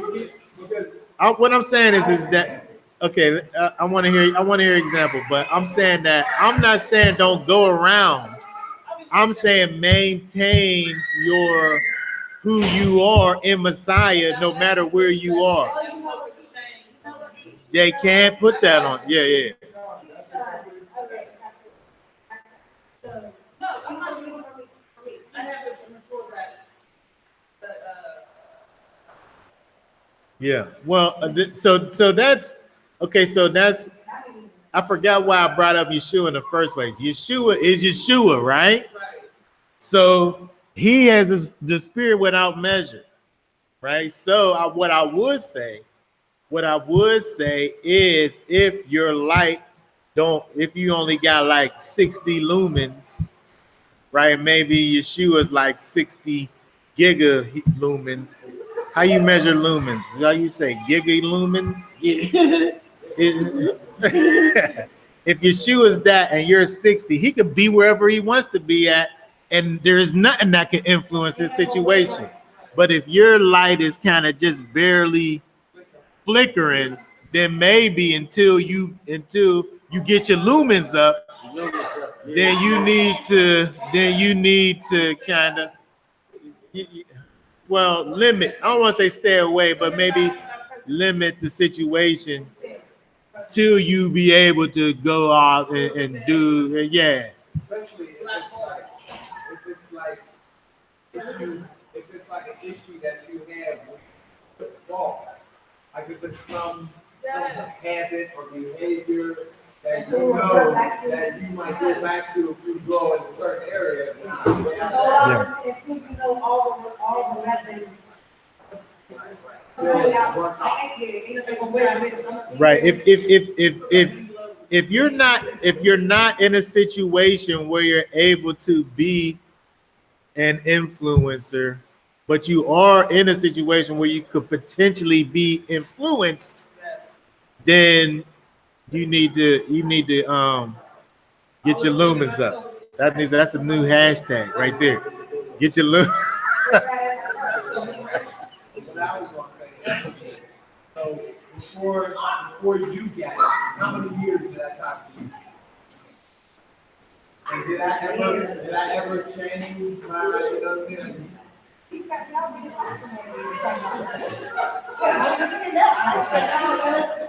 but I'd be happy to remember that. But then, other thing like she was saying, we have a conversation like certain things I think a lot of things cold turkey, but there's a lot of things I haven't obviously like emotions. And I'm back to what I said last about me. I think music has a heavy influence on spirits in my life. I think it's like literally I gotta cut off. Well, let me just say before you finish what you're saying, if you come to that realization and you're not doing nothing different, then that's a problem. It's different if you don't realize what the problem is, but you done sat up here and diagnosed yourself. You done diagnosed yourself, so you're gonna have to do something different. But go ahead. All there for 2 days and then wonder why the spirit is not as strong as it's supposed to be. Yeah, well, I'm saying, as far as like, you have to remember that how it all was patient. Like, if we can put people in our life to open up my eyes, I'm hurting, and I listen, I believe God was me. I wanted to stay. It wasn't comforting to my life. Like, you have to remember that. And I just kind of tell myself that. And then there's some stuff that I have to move myself into things on that. If I know emotion, my emotion is a problem, I seem to allow it to something I need to. I have to do. That's all I'm talking about. That's emotional not of those happen. Especially for getting in the world, like something you have to not really kind of like what you focus on.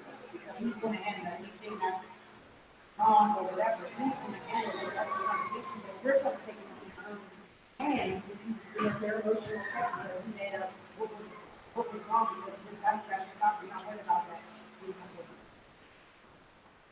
That was not the case. How did you hang it out there? You know, talking about like, you can't all the way control it and be that light and feel about it. And it's hard. It's hard. We're gonna close down on this note, but it's hard when you talk about family. It makes it difficult when you dealing with these people who you have a lot of dealings with. It's your family. And these are the closest people to you. So you don't want to get to the place where you just be like, just forget those people. But I'm saying the falling back part of it is to be able to strengthen yourself so that you're able to deal with those people. You don't want to just say, well, I'm just done with my mom's. Like, you don't want to get to that. But what I'm saying is that you may not, I'm saying you may not get to the place where you're able to change your people's mind. But what I'm saying is that you are able to get to the place where you're able to stand firm in your belief and not be taken swayed by those influences. So I'm not saying hold on one second. I'm not saying you build yourself up so that you can sway her. I'm saying you build yourself up so that you're able to stand firm in what you believe in and not be swayed by the negativity. That's what I'm saying. Because most of the time, the people who you want to try to affect the most are the ones. There's those people not going to be affected by you. You might plant a seed, but it's going to take other things to happen, situations for that thing to actually kind of germinate. And but all I'm saying is that when you're dealing with people who you are close to you in terms of family, is you what you do need to build yourself up to is to the point where you're able to stand firm in what you believe, and it don't matter what they say. Right. You know what you're doing is right.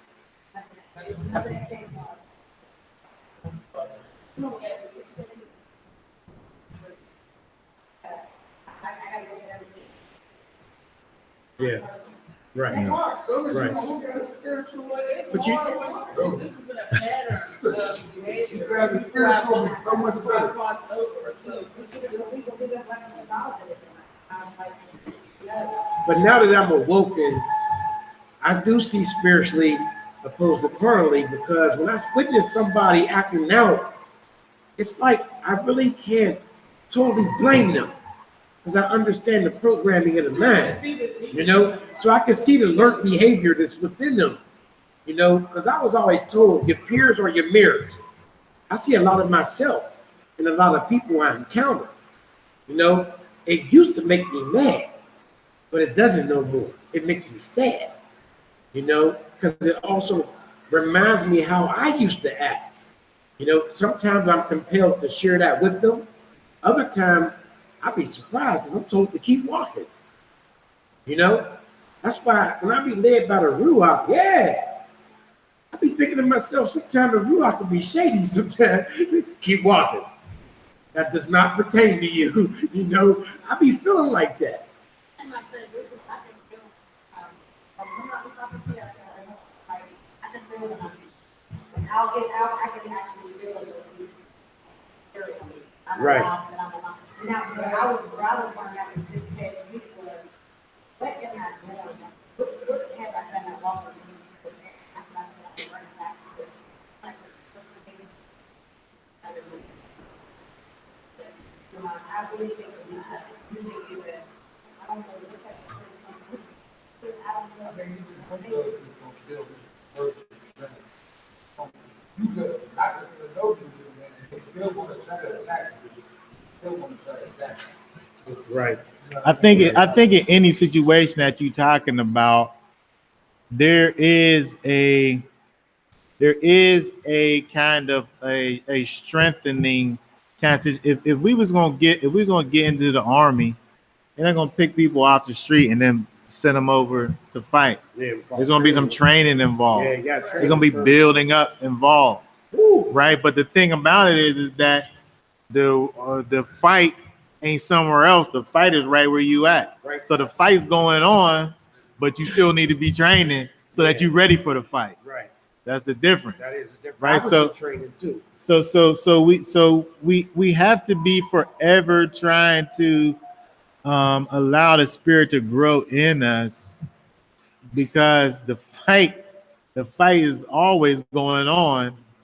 And I don't see no drill sergeants around here. No. Right? you got to get into these scriptures. You got to understand the character of the Almighty so that you can recognize what it looks like. Right. So that you know how you're supposed to be walking. And when you hear that spirit talking, you know that it's the spirit and not your own mind. Not your own mind, right. If you don't know the difference because you don't know what the scriptures is saying, then you got confusion going on in your situation.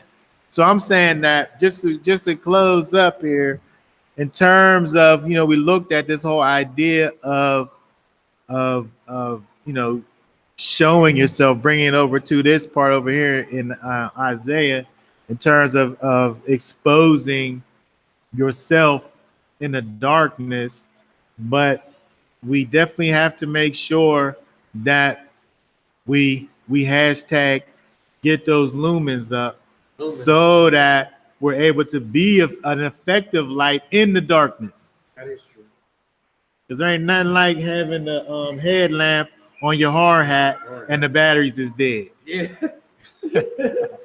That's so fucking. Go ahead. Hey, I want to reiterate on that, because I remember, I often sit in my room and I try to count my blessings and I always lose count. But one thing that always hit me is I realized when I operated without understanding what the Ruach was. Because even my dark days, I would hear something say, don't do that, or you shouldn't do that. You ever hear that? And I neglected it, and I thought myself in a jackpot. But it was a lady, her name is Ruth. She was a jitney driver from the north side. Me and my family at the time when I was married was eating at the Old Country Buffet. This is when I was established with my clothing line. I had a couple dollars. I was set in my own mind. She comes to me and says, your name is Andre, isn't it? And I said, how you know? She said, now this, mind you, I was a on the fence Christian at the time. She said, God told me. I laughed at her. I said, yeah, right. You heard my daughter to call me or something. She said, no, I didn't. She said, are you going to listen to what? So something said, listen to her. So I just shut up and listened to her. She said, God's going to bless you with a powerful ministry one day. The people you up under cannot handle your questions. You need to be under a special mantle. She said, but first you're going to be drugged through the mud of life. I laughed at that woman. I said, I got everything out. I'm living what? They said, I'm living my best life. I said, go ahead. Whatever. Man. About a year later, I lost my marriage. I lost my business. That's when that 9/11 stuff happened. And Customs said, we're not shipping nothing in or nothing's going to be leaving. They sent me back $16,800 something. I went Christmas shopping. Since then, I started declining. I went back to hustling in the streets. I went back to using my own products. I went back to jacking people. I went back into the dark field of doing things for money. I lost everything, man. You know? But to make a long story short, when I was resurrected in my awakening, being transformed by the renewing of the mind, I realized in order for me to appreciate the love of Yah, I had to first know what it was like to live without him and to know that he was always there with me, even though when I turned my back. That was a big step for me, man. But when I was up out beyond, and this brother came always one time, took care of me, him and his family, that's my family, it melted my heart and made me realize, especially when the Ruach said, this is what he said, because my name was always O'Dade. I'll tell you about where I got that name some other time. He was like, in your darkness, you always wanted to be the best at everything you did, no matter what it was. But you was working for Satan. Said it's time to be the best for me. That's why I go hard as I do. Because I tell myself, if I was out there doing that, why can't I do this for y'all? People say, why you spend your money freely? Why you give the people something you don't have? I'm like, do you know how much money I spent when I bought weight of that poison? You know? Or when $20 to buy this rock or a bag of dope? I said, I wasted that money. So why can't I just give it away for a positive effect? Because I feel obligated now, you know? So it's like a form of redemption. So I strive to be the best for y'all. It's that simple. You know, I now know how to operate through the Ruach. I've crystallized the forces that was always at work within me. The same forces I neglected in the past, which told me, don't do that. I neglected all that. But now I embrace it wholeheartedly. Let me stop because, you know, I'll get emotional. Shalom. Okay. All right. Okay. So that being said, we will conclude for now until next time. Shabbat shalom.